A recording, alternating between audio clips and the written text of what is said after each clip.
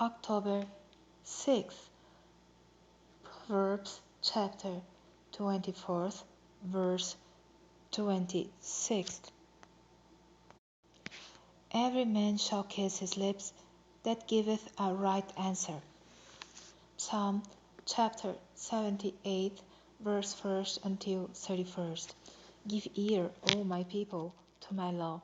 Incline your ears to the words of my mouth. I will open my mouth in a parable.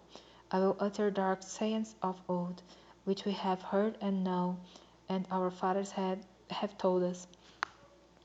We will not hide them from their children, showing to the generation to come the praises of the Lord and his strength, and his wonderful works that he hath done. For he established a testimony in Jacob, and appointed a law in Israel, which he commanded our fathers, that they should make them known to their children, that the generation to come might know them, even the children which should be born, who should arise and declare them to their children, that they might set their hope in God, and not forget the works of God, but keep his commandments, and might not be as their fathers, a stubborn and rebellious generation, a generation that set not their heart aright, and whose spirit was not steadfast with God. The children of Ephraim, being armed and carrying bows, turned back in the day of battle. They kept not the covenant of God, and refused to walk in his law, and forgot his works and his wonders that he had showed them.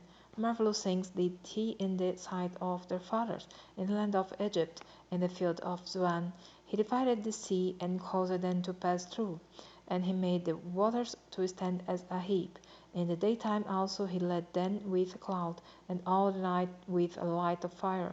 He clave the rocks in the wilderness, and gave them drink as out of the great depths. He brought streams also out of the rock, and caused waters to run down like rivers. And they sinned yet more again by provoking the Most High in the wilderness. And they tempted God in their heart by asking meat for their lust. Yea, they spake against God. They said, Can God furnish a table in the wilderness? Behold, he smote the rock, that the waters gushed out, and the streams overflowed. Can he give bread also?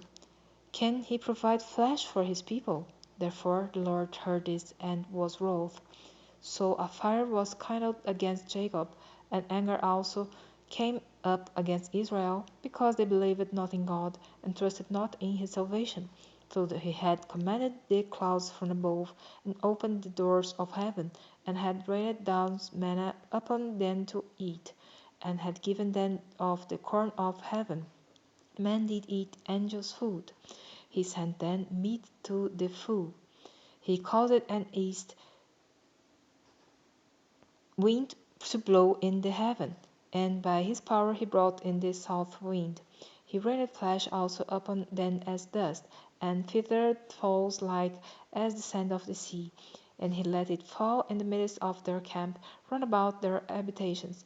So they did eat and were fulfilled, for he gave them their own desire. They were not strangled from their lust, but while their meat was yet in their mouths, the wrath of God came upon them, and slew the fattest of them, and smote down the chosen men of Israel.